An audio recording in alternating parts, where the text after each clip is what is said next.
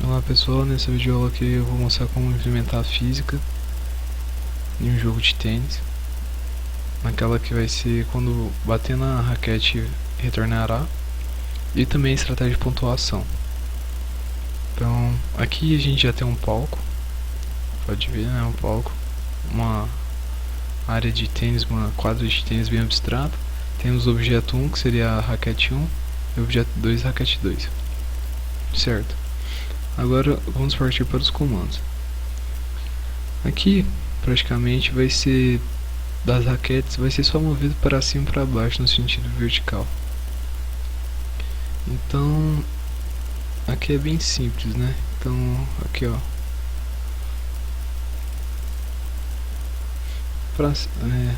fazendo do objeto 1 para cima, vai apontar para cima e mover 10 passos. Para baixo vai apontar para baixo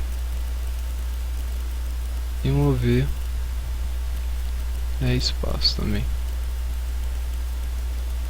Colocando aqui ó, nesse sentido de somente para cima, ele vai ficar da forma que eu coloquei, mexendo apenas no sentido vertical. E passando agora para o objeto 2, coisa bem rápida. Eu vou deixar o objeto 2 na setinha e o objeto 1, lógico, um controle diferente no WS. Pronto, já temos o... Aqui ó, esqueci. Colocamos o objeto 2 também da esquerda para a direita, no sentido que ele fica assim ó, somente no vertical. Porque se eu desativar, ele vai... Se eu desativar, ele vai ficar assim ó. Então eu tenho que ativar esse modo para que ele fique somente no sentido vertical. Certo, agora vamos fazer o objeto principal do jogo, que é a bolinha. Fazendo a bolinha de tênis, agora vamos fazer os comandos. Todo jogo, quando começa, logicamente ele começa de um ponto inicial. Então aqui vamos fazer o seguinte: quando clicado, quando começar o jogo, esse objeto vá para o ponto, um ponto inicial. Vamos chamar o ponto 00 mesmo. Então, ó, ele pode estar onde estiver. Quando eu clicar, ele vai para o ponto inicial do jogo, certo? Então, como que esse objeto vai ter a indução de partir daquele ponto e começar o jogo? Como as raquetes não vão chegar a encostar nele, eu tenho que colocar um sentido de randomização para ele andar. Então a gente pode fazer da seguinte forma: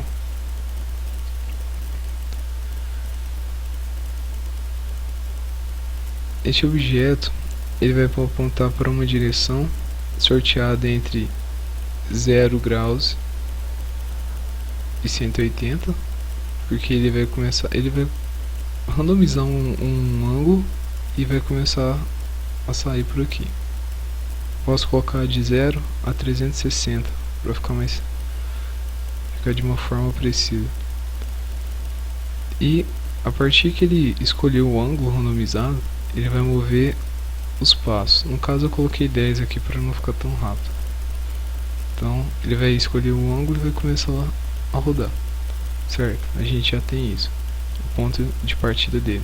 Agora a gente tem que fazer nas condições de, se ele tocar no objeto, ele terá que rebater, certo? Então ó, se tocando em objeto 1, no caso o objeto azul, o que ele fará?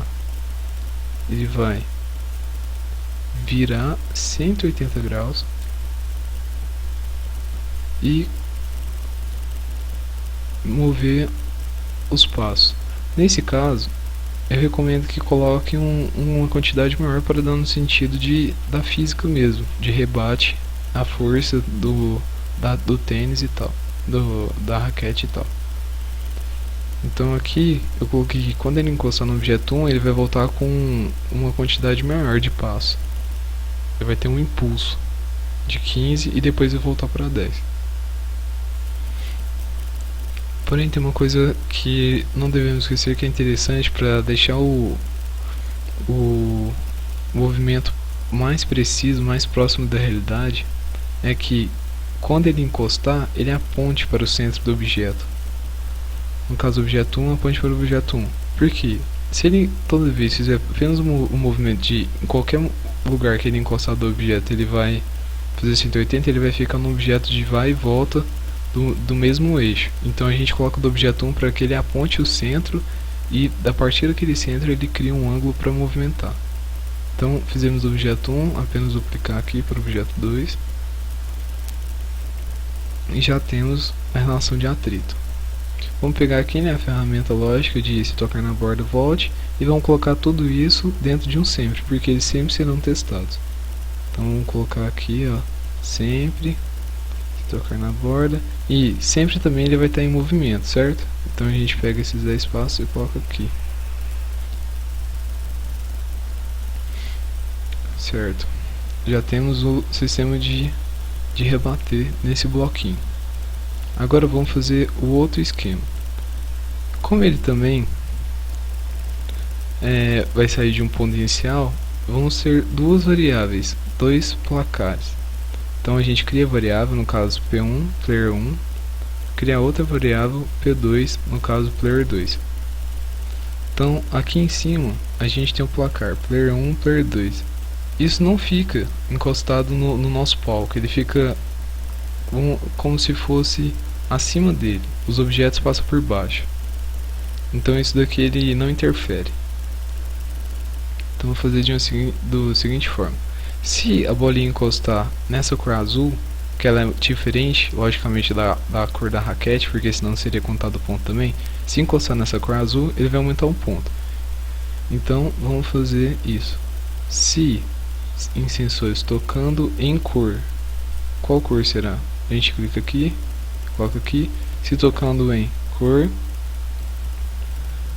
mude aqui, ó, mude P2, né, no caso, porque P2 que vai estar fazendo o ponto, mude P2 para P2 mais 1. Então aqui a gente já tem a pontuação de P2, agora a gente duplica e coloca de P1. Quando que P1 vai fazer ponto? Quando ele encostar na cor vermelha ali de trás, que logicamente é a cor diferente da raquete. Repetindo isso, porque senão se você colocar a cor da raquete, quando encostar na raquete vai acontecer pontuação. Então a cor vermelha acontecerá a pontuação do P1. Mais uma condição para ser testada a todo momento. Então vamos colocar dentro do sempre, certo? Então a gente já tem o de atrito, que são esses dois, e da pontuação. Uma coisa também que a gente tem que pensar é o seguinte: toda vez que começar o jogo, toda vez que você der um start, ele vai começar com os pontos zerados, porque você não pode começar um jogo com pontuação já alterada. Então a gente faz o seguinte: quando clicado aqui, quando clicado no start, a gente vai mudar o P1 para 0. Vamos colocar aqui numa ordem lógica.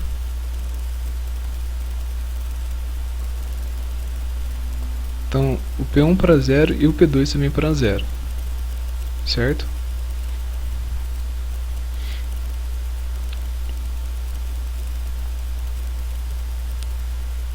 Pronto, já temos aqui a pontuação e o de atrito. Agora vamos fazer um teste.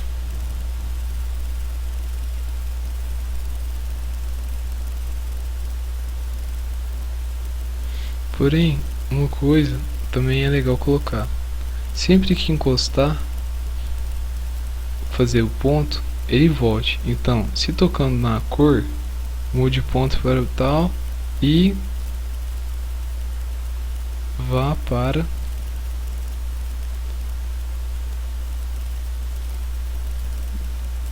zero zero, que é o ponto de partida, certo? Então Vamos colocar aqui dessa forma. Então, fez o ponto, ó lá, ele está no movimento contínuo, certo? Então o que nós podemos fazer? Quando ele encostar, ele vai para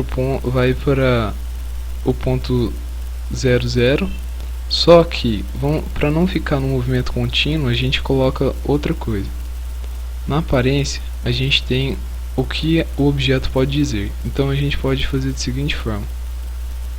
Uma estratégia que eu faço é colocar ele dizendo 3, 2, 1, para que os jogadores se preparem para o início do jogo.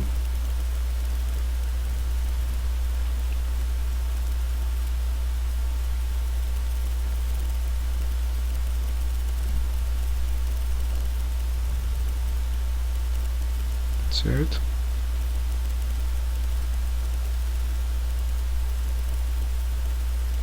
Então já temos o nosso jogo pronto.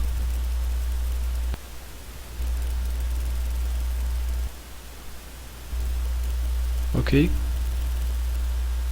Então é isso, pessoal. Obrigado e espero que tenha aprendido. Qualquer dúvida, converse comigo ou com a Eveline ou com a Tainá ou a Caola. Obrigado, até mais.